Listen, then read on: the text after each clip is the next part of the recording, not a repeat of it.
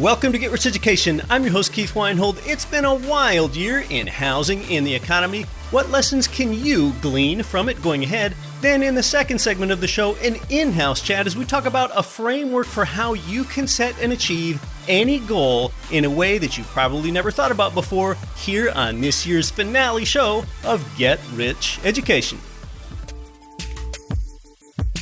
The people that our listeners can't stop talking about are Ridge Lending Group and MLS 42056. They provided you with more loans than anyone. It's where I got my last few loans, and they finance single-family income property up to fourplexes. They're the number one lender for both beginners and veterans. Start your pre-qualification, chat with President Chaley Ridge personally, and you'll end up with your custom plan for expanding your cash flowing portfolio. Start at ridgelendinggroup.com. You're listening to the show that has created more financial freedom than nearly any show in the world. This is Get Rich Education.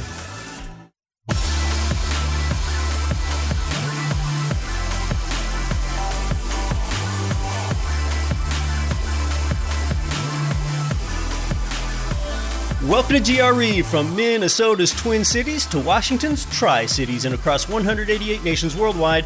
I'm Keith Weinhold. This is Get Rich Education. The pandemic is serious and people have suffered. And today we're going to laugh to keep from crying a little bit. Really, COVID-19 was the granddaddy of all exogenous shocks. Remember back to January and February, the economy and the housing market were normal and growing. And then with pandemic shutdowns in March, well, in both March and April, we saw a decline in real estate purchase applications. People were wary of others coming in for an open house. People just didn't know about being out and about. And when I had some prominent real estate providers on the show this spring, I was asking the question, do you think real estate will go down in value? Because that was a valid question then.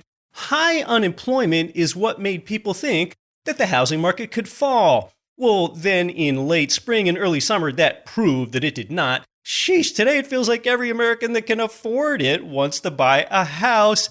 But here's what generally happened. The people that went unemployed, they were the ones that couldn't qualify for a home anyway. Think of a restaurant worker, and then those that could qualify for a home before the pandemic, they're the same types of people that were more likely to have kept their jobs anyway, and that they did. They bought real estate, and it really poured dollars into it.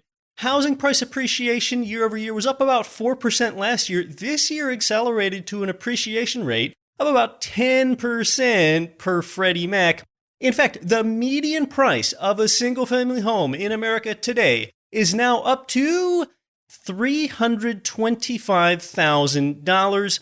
In California, it crossed the $700,000 mark this summer. Both of those are records.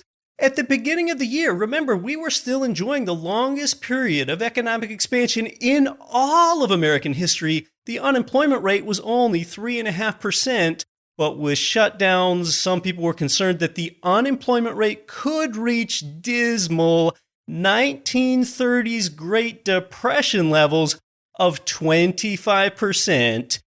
Even for those that kept their job in the pandemic, it really was not good times by any stretch.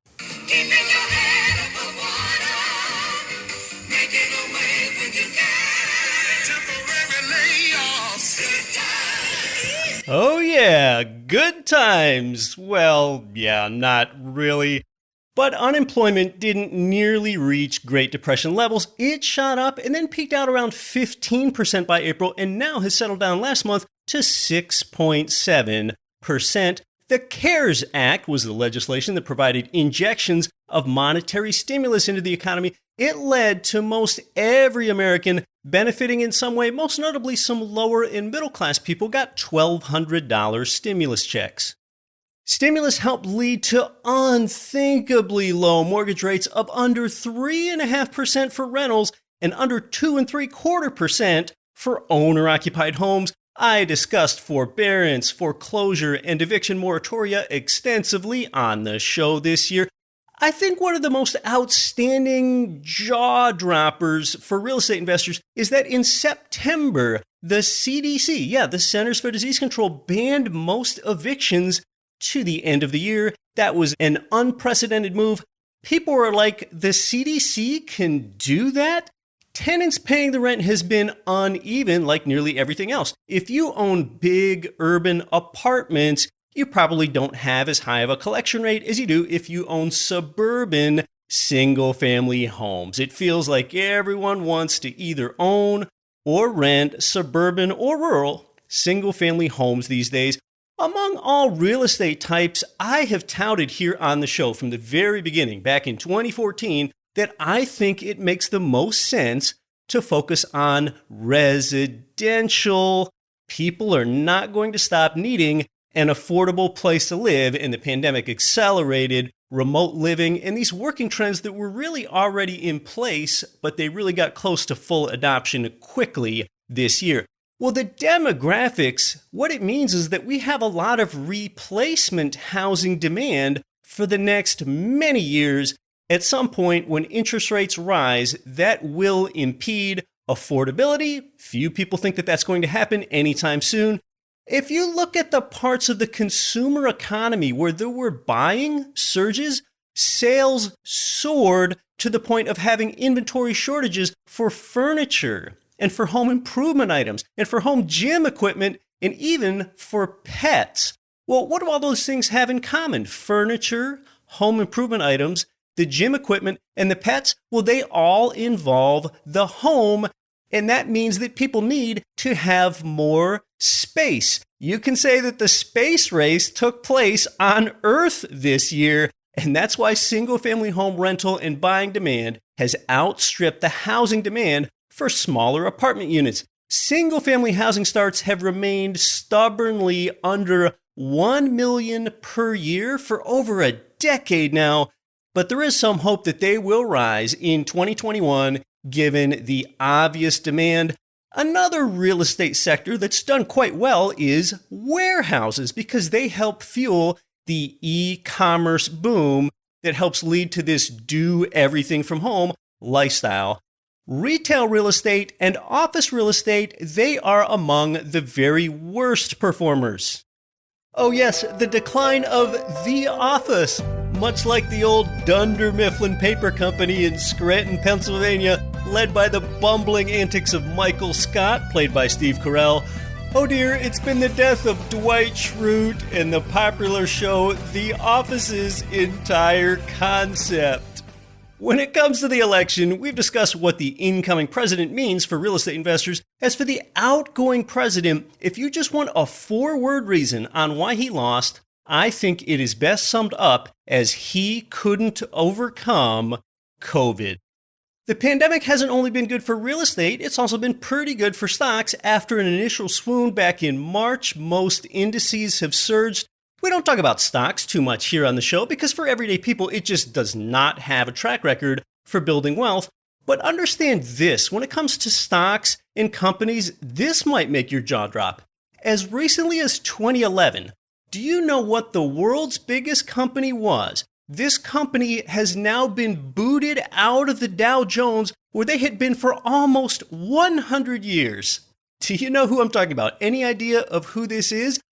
I think I can just deliver one word to you that will tell you how much the entire world has changed in this past decade. That company is Exxon. Yeah, the world's biggest company just 9 years ago. The oil and energy conglomerate Exxon, now not even in the Dow anymore. E-commerce companies and social platforms have surged. The pandemic made that surge greater. We're talking about companies like Apple, Google, Facebook, and Amazon. One place where low interest rates have further dragged down investor returns is with savings accounts.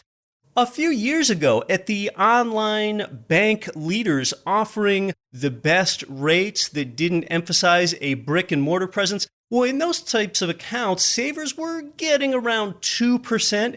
And now even the best online savings account rates are around 0.6%. Well, that just expects to push more of these yield-starved people into assets like real estate. They need to chase that yield. As we look ahead to 2021, understand that this year, the U.S. housing market has continued to remain such a bright spot really in the entire world's economy as so many other areas continue to struggle amid stay-at-home orders and economic shutdowns. This year seemed to prove that anything is possible. We had wildfires, we had hurricanes, the pandemic to civil unrest, and then a deeply divisive political campaigning season that drove record-setting voter turnout. Really, what 2020 did was everything except follow its original forecasts. Well, the pandemic also knocked out some Get Rich Education events that we had planned, like our New York City meetup and our real estate field trip to Harrisburg, Pennsylvania. I hope to get some of those sorts of things back on the calendar so that I can meet you in person if I haven't. Let's expect the economy and the housing market to pick up steam in the next couple years. Businesses will be open again. That sort of thing is going to encourage reinvestment. I've begun to do a little travel. I'm here in Henderson, Nevada today, which is just outside Las Vegas. For the next 2 weeks, I expect to be hosting the show from Scottsdale, Arizona, which is just outside Phoenix, and then spending much of February in Anchorage, Alaska. Now, to discuss something more timeless, we've talked about my goals here on the show in years past. Today, it's an in-house chat with our own Andrea as we discuss a framework for you achieving your goals shortly. She's going to give us concrete examples, dollar values of just what her goals are. Well, if you spent a year pounding quarantine Cheez-Its and have body by Cheez-It, sorry, I cannot help you there. I'm into fitness, but this is not a fitness show. For finance and real estate investing goal achievement, I've got what you need straight ahead. Hey, here's a reminder to join us on social media. On most channels, our name is Get Rich Education, like there on Facebook and Instagram. On Twitter, we're Get Rich Ed. Some interesting things happened there on GRE Social. In fact, consider this. If you would ask most people on the street if they want more inflation of their dollar, I would estimate that 95% or more might say, no way, are you kidding me? But on our recent Instagram poll, we asked if you would like to see more inflation. 61% of you said yes, 39% said no.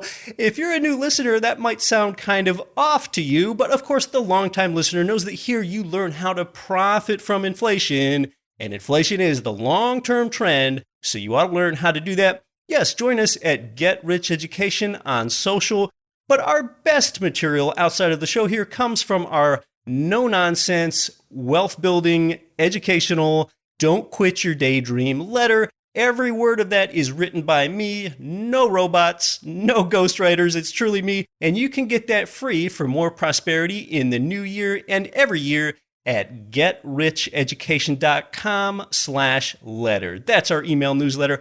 How do you virtually guarantee that you'll meet any goal that you set for yourself? That's straight ahead. I'm Keith Weinhold. This is Get Rich Education. Congress just made it possible to get up to $100,000 out of your current 401k or TSP to invest in real estate, gold, or even your own business. That's even if you're still working, and avoid the IRA UBIT tax. The thing is, you can get your money tax and penalty free for a limited time. The EQRP is your secret weapon. With the CARES Act expiring soon, the EQRP company helps you unleash your retirement funds now. Learn more and text message EQRP in all capital letters to 72,000. Most rental property investors choose either positive cash flow or home price appreciation, but one real estate market can provide both. Jacksonville, Florida. With 9% lower home prices than the national median, 1% higher gross rents, and Jacksonville has appreciated 34% more than other comparable cash flow markets since 1991. Get positive cash flow today and appreciation for tomorrow. To invest for cash flow and growth in Jacksonville, go to cashflowandgrowth.com. This is Rich Dad Advisor Tom Wheelwright. Listen to Get Rich Education with Keith Weinhold and don't quit your daydream.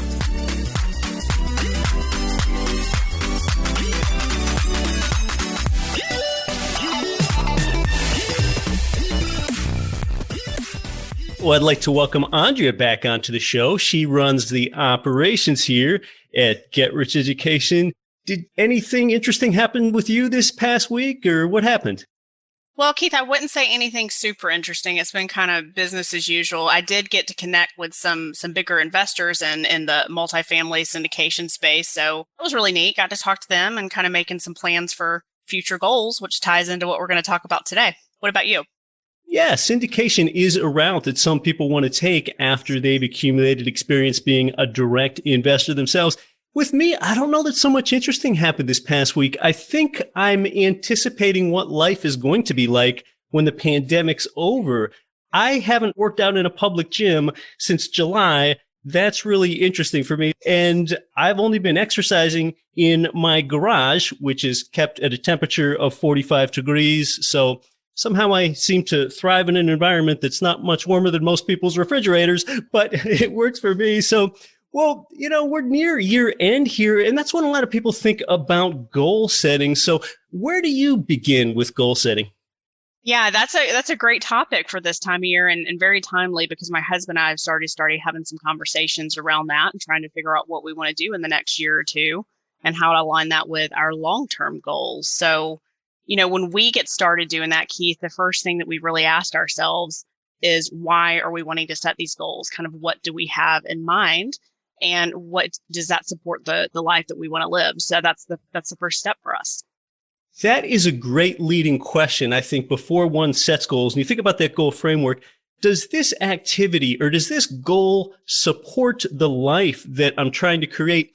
And I think 2020 has been a really interesting year because it's been a year that disrupted a lot of people's goals that they had set in the previous year. And hey, maybe for some people, it's disrupted things for the good. For example, you didn't know that now you could work from home, or maybe you can work from anywhere, or maybe you can create this lifestyle where you're working in your RV and you have your RV set up at a little pullout along the road in Arches National Park, Utah, for example. So I think a lot of people can get this greater vision for a more expansionary life that they can create and have a greater measure of freedom than they did before. And I know you think of a few important things you like to keep in mind at the beginning of goal setting yourself. So tell us about those.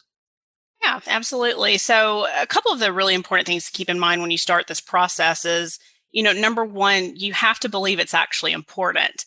For example, one of my big long-term goals is to have a certain amount of passive net income per month. I think it's important because then I can live the lifestyle that I want and spend the time I want with my family. Something that would be really nice, but not important is, I'd like to have healthier, thicker hair, but it's not important to me, but it'd be nice. So, that's the difference between what's important and what's not. The second part of that is you need to actually believe that you can achieve it. For example, my net income passive goal is $30,000 a month. That's definitely achievable. What's probably not is $100 million a month in the next year. So, shooting for things that I know I can do versus things that probably aren't that likely. These are some great distinctions here. And when it comes to real estate investing, a lot of people have this goal of having a certain number of doors, like owning 100 rental doors, whether that be across apartment buildings, single family homes, mobile home parks, whatever it is. And that's okay. And that could be worthy. But I think ultimately, when you think about the freedom that you want, yeah, it does come down to more of that $30,000 a month from residual income from real estate to really give you that outcome that you want ultimately. And you're really touching on that SMART goal acronym, right? I think you, the listener, have probably heard the mnemonic acronym SMART goals before. SMART, the acronym, is specific, measurable, attainable, relevant, and time-based. And I'm hearing about some of those with you. For example, relevant and hair thickness. How important is that really to the outcome that you want in designing that lifestyle that you want for yourself? So yeah, it comes back to those SMART goals. That's right. Yep. And, one of the things you just touched on with the SMART goals is making it measurable. And I hear a lot of people say, I want to be wealthy or I want to make a lot of money every month. And what does that mean? That's not concrete. That's not measurable. That's very subjective, versus I want to make $30,000 a month in net residual real estate income. So when it comes to the time-based component, do you have a time frame in mind for when you want to achieve 30K of residual real estate income? I do. So, my max that I've set that at is 10 years, and I've made a very conservative plan to do that. However, what I'm really shooting for is less than 5 years. And so there's different ways to get there. There may be ways that would take more of my time and effort to get there a little bit faster versus doing things where I have a little bit more of my time back to me and takes a little bit longer. So different ways to get there, but 5 years minimum, 10 years maximum. there's three different ways that I kind of evaluated how I could hit that 30K passive income. So I'm already at 10K. So I need 20K more, per month to be able to meet that. So I said, okay, well, I really like Section 8 homes, for example. And if I wanted to pay all cash and get Section 8 homes, how many would I need to get me to my monthly income? I could purchase X amount. At the end of the 30 years or 20 years, however long my amortization is, I'd have exactly this amount in equity depending on appreciation. Another way to look at it is if I leverage, the same thing with Section 8 homes, how many years would it take me to come up with that down payment for that? How much would my equity be at the end of the term? And how long would that take me overall? And then I looked at a couple more ways. Well, what if I went with duplexes, which I own several of now? Same equation to figure out how long that would take versus the equity, and then multifamilies. And so I have these 4 different options here of what I know I can do and I know I can execute on, but what's going to get me there the fastest while still saving me time and allowing me to spend time with my family. So just keep in mind that there's not one way to get to your goals. There's usually multiple ways. So make sure that you're evaluating that and making the best choice for yourself. And I know you're a believer in writing your goals down. Tell us about that. Yes, I am. So I personally kind of go the old school way and I use an Excel spreadsheet. I have it based out month by month and then smaller goals week by week to get to that larger goal that I have set for the year, for example. There are a lot of ways to do it other than that. There's lots of good apps out there. People have journals. Some people like, personally writing it down into an actual piece of paper. But I use Excel and that's how I track it. I know you're a believer in the power of networking. And back to the old Jim Rohn quote, you are the average of the 5 people that you spend the most time with. And that helps you set benchmarks and think at a higher level. So I know that for one thing, you belong to a mastermind group called GoBundance that might help shape your thinking and your goal setting. When you get around those bigger thinkers, it makes you think bigger and set bigger goals. That's absolutely right. So if you had talked to me less than a year ago, my goal was to make $10,000 a month net passive income. And now we switched that to $30,000. And part of that is, that group and the goals that I set for myself let me achieve that pretty quickly. So once I realized $10,000 a month net passive income wasn't that much money in the grand scheme of things, I upped that a lot. And I probably wouldn't have done that without the support and accountability. In that group, helping take you from a $10,000 monthly goal to a $30,000 monthly goal, not only do you start to learn how that's achievable because you see other people doing it, but is there any outcome for you that's changed? Because we're talking about income here, but of course, it's ultimately about your outcome. So do you think of a different outcome for yourself and your husband with what 30K a month gives you versus what 10K a month would have given you? That's a great question, Keith. And that's exactly what caused me to kind of up that. So at $10,000 a month, I'd be comfortable. I keep my bills quite low. I don't have a lot of overhead expenses. I'd be comfortable. At $30,000, I can travel and pretty much do what I want. I can have that second and third vacation home. We can be nomadic, which is a big thing for us that we're wanting to do at some point. And it'd be very hard to do that on $10,000 a month. More money just gives you more options. Who doesn't want more options in life? In fact, I think options is really a proxy for the word freedom. That's right. Another important thing that you do with the network you're in, including your mastermind network, your friends, your colleagues, might even include your family, is you do like to tell people about your goals. And that's difficult for some people. That makes them feel vulnerable, but it makes you feel like you have a stake in the game and now you don't want to fail. That's right. So I do that a couple of different ways. You'd mentioned GoBundance. So I do have a core group of women that I meet with every other week. And we actually do go through our goals. So we talk about those very frequently, and they're very aware of what my goals are, and they help me brainstorm ways to get there faster. I also meet with my husband, and we talk through our goals on a weekly basis. So we set them every year. We meet every week. And I would say he's probably a little bit better in holding me accountable just because he's there day to day to see what I'm doing and not doing. So that's a huge thing that keeps me driving towards those. That is rare, and that's fantastic. If you, the listener, think about you and your spouse meeting on a weekly basis about your goals, how much more likely is it that you're going to achieve them or even have them and write them down in the first place? That's not something I hear about very often. And when a lot of people level up their game or think about creating bigger goals for themselves than they even thought they could have had 1 year ago, like with you and your example, going from 10K to 30K, I think a lot of people out there, they start to ask the wrong questions. When you level up, you need to start asking yourself bigger questions. For example, maybe a smaller set of questions is, Now, how do I build my social media following? Or how do I get to own 100 doors? Or how do I reach $1 million business level or whatever your endeavor is? But I think one can say that when you try to level up, a lot of times those are the wrong questions because you're starting to ask, how do I do this?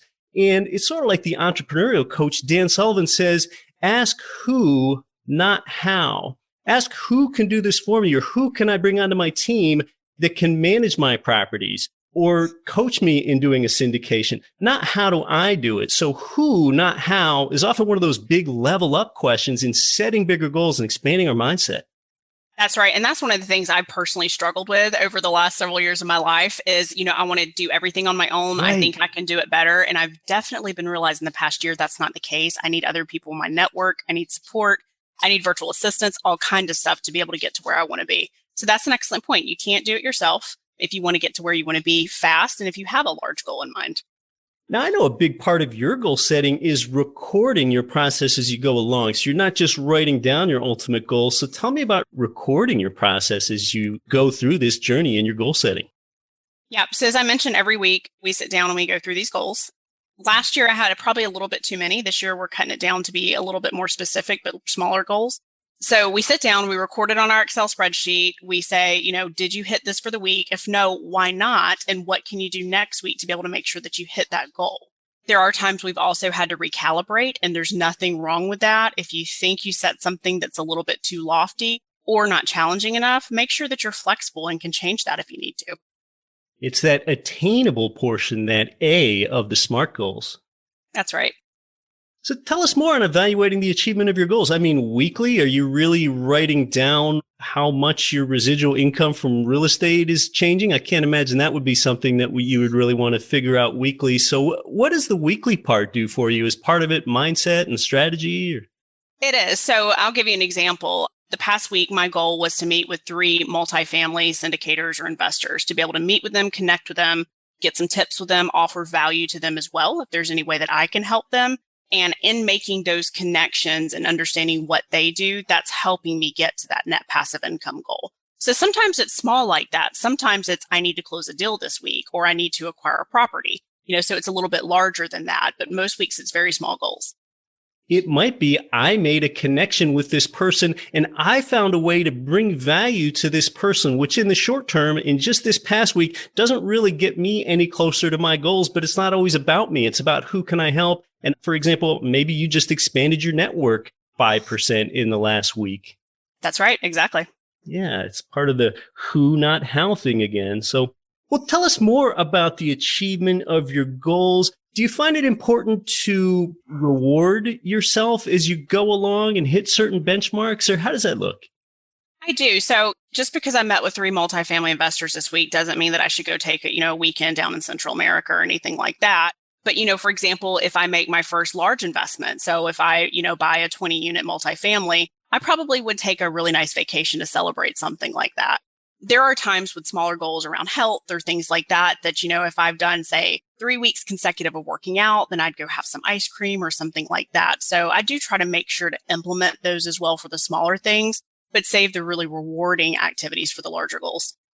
And if you, the listener, don't remember from when Andrea was on the show here with me the 2 previous times, she has put 28 units in her portfolio in just over 3 years. We're talking typically about properties in the 1 to 4 unit space that are in or near her home market of Brunswick, Georgia, as we're talking about. But yeah, a lot of it is about celebrating on the way. If not now, when? Exactly. So tell us more about the time frames. Do you set several goals at once, or do you just set a 1-year goal, or do you have other benchmarks? Like you want to hit this particular benchmark after 1 quarter on the way to your 1-year goal, or how does that look? It depends. So I do have goals in kind of different categories of life, but if we keep it specific, say to the financial goal for examples of this, I will set sometimes monthly goals. So there's small little steps that I need to take in a month. For example, if I'm wanting to buy a property that's going to cash flow at X amount, I need to be able to get under contract within X amount of time for that. If I am wanting to hit a certain amount of net income by the end of the year, I need to make sure, for example, if it's going to take 3 properties to do that, that I'm getting those 3 properties under contract and closed by the end of the year. So ultimately what I have is this 10-year plan. I back into it and say, in 10 years, I need to meet this number. So how can I get to that in 5 years? How can I get that to 3 years? What can I do this year to be able to do that? So it's kind of setting up a long-term plan, but backing into it and making short-term measurable goals to get there in the meantime. Yeah, so it's beginning with the end in mind. And when you begin with the end in mind and you track your way back, does that translate to anything? For example, with respect to, I need $225 of cash flow per door to make this happen. Otherwise, that investment wouldn't meet my criteria to get me to my goal. That's right. Or per property. So if there's multiple doors, I'll say I need to make, for example, on this multifamily that I'm wanting to purchase in the next year, I need to make a net of $5,000 per month or $7,000 per month. So it does translate. I'm very big into numbers, so I do get quite specific with that.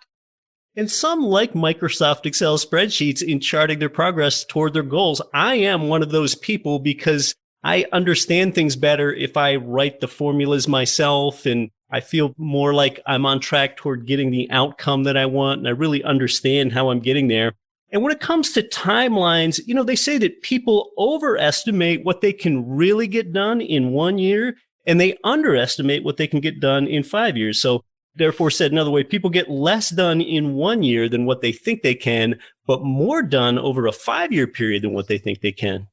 Yeah, that's absolutely right. So I'd mentioned, I wanted to hit that $10,000 a month in net passive income goal, and I thought that it would take me a few years to do that. And I actually hit that in less than a year from the time I started working on it. Now, that's not that I went from 0 to 10,000 in a year, right? But it was over a few years. But I thought at least take me a few more years to get there, and it didn't. It was very quick. Well, you're very goal driven. You really have achieved a lot in a short period of time. Are there any last things, any other things that people should know in general about goal setting and then getting there? Yeah, I would say if you're not meeting your goals consistently, I mentioned this earlier, you probably want to sit back and recalibrate. I had to do that this year. 2020 kind of threw a little bit of a wrench into my plans as well. I had some pretty lofty health goals this year, and we found out we were expecting our first child around the summertime. Yeah. And some of those health goals got pushed back, and it's okay if things happen. Don't beat yourself up, but get back to it and don't let it slide too long. So, just keep at it, keep trying, keep documenting it, and keep someone around for accountability. 2020 has thrown a lot of people for a loop. And then, yes, you and your husband with the pregnancy as well. So it could be important to stay flexible in your goals in addition to them being SMART goals. But you'll know yourself if you're taking flexible for taking a step back and not doing and not achieving all you can. You would know the difference yourself when you're setting goals. And it's interesting. A lot of people look forward to the new year, happy 2021. But this year, I think more people are looking forward to 2020 being over with. That's right. But the good thing is, Keith, there's a lot of craziness that's happened in 2020, but there's a lot for people to be thankful of as well. So try to keep a positive mindset around that.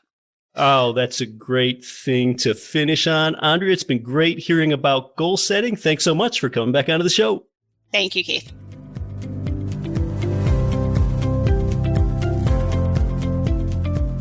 Oh, yeah. Good, concrete, well thought out stuff from Andrea there. She emphasizes about how you have to actually believe that your goal is important, and then you believe that you can achieve it and have that support group. And it really helps when you tell others. And when we talk about the way for you to grow bigger, ask yourself that question, who, not how. That is, who can I find that can do this for me? Not how do I do it myself? That really takes some courage on your part. And part of that is because you probably were not raised that way. Think back when you were in grade school, you were taking a test in a classroom of other students. Well, if you didn't know the answer on the test, you can't stick your head up and look around and say who, not how, because if you ask the student next to you for the test answer, then that's cheating. You were raised in a how rather than a who framework. And in adulthood, achieving your real estate, financial, or entrepreneurial goals, if you get courageous enough to find the who's rather than the how's every time to help you grow, then those who's will go out and find more who's for you. So really, your goal is the what, who, not how, is what gets you to that bigger what. When you operate in that framework, you know what else? Today can be your last day of the way that things used to be. Thanks to our own Andrea today, a driven person that clearly knows where she's going. If you enjoyed today's show, consider screenshotting your phone screen with the episode and posting it on your social. Tell your friends about the show. Passing along this content just means the world to me, so please do that if you think it's worth it. All the best to you and your smart goals in the new year. Until next week, I'm your host, Keith Weinhold. Don't quit your daydream. Nothing on this show should be considered specific, personal, or professional advice. Please consult an appropriate tax, legal, real estate, financial, or business professional for individualized advice. Opinions of guests are their own. Information is not guaranteed. All investment strategies have the potential for profit or loss. The host is operating on behalf of Get Rich Education, LLC exclusively.